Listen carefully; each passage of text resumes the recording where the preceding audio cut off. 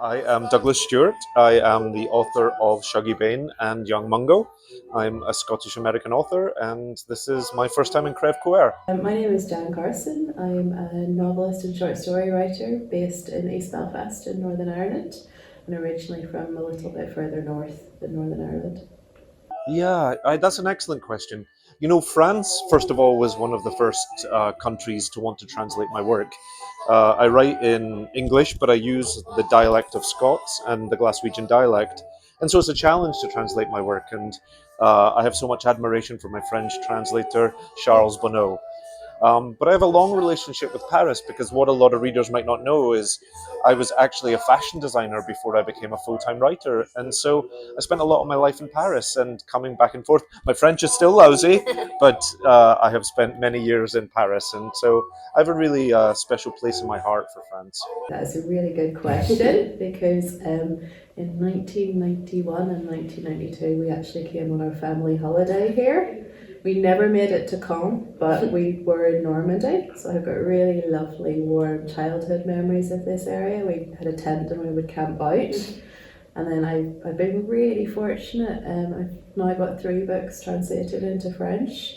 So I have spent maybe been to France 5 or 6 times each year for the last 4 or 5 years. And I mean, I probably wouldn't say this outside of France, but I think the French readers are some of the best readers in the world. So it's just a joy to come and read here. You get asked dreadfully difficult questions, but really well thought through questions. I think place is everything when you're writing. I think we often use the very specific in order to connect universally.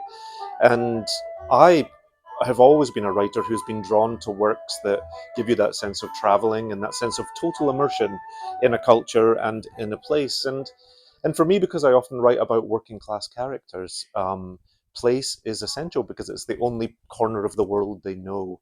And it shapes them so profoundly. It changes every decision of their life. You know, it makes them the people that they are. And also place is about language, it's about cultures, it's about customs, it's about, because I write about gender and sexuality, it's outlooks around that. So I almost exclusively write about Northern Ireland, and Northern Ireland has a very complex history and past, and I think because of that, the past isn't really past in Northern Ireland. It is still shaping legislation and culture and how we react with each other.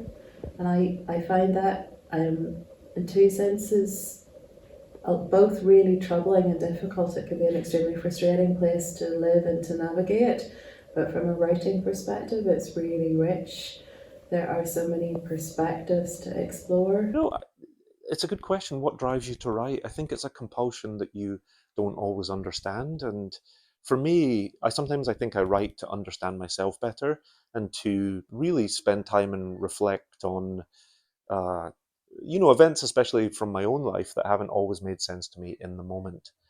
I think any advice for a writer, I see everyone say, read everything you can, and I think that's very sound advice. But I think what we neglect to sometimes tell writers is live as much as you can as well. Be out in the world and have as much experience as you can, and find yourself in situations that are outside of your own culture, your own social class, your own comfort. Because I think the richer your life is, also the richer your inner life is as a writer. And then take it slowly. You know, the power of writing is that word by word you can build a whole world.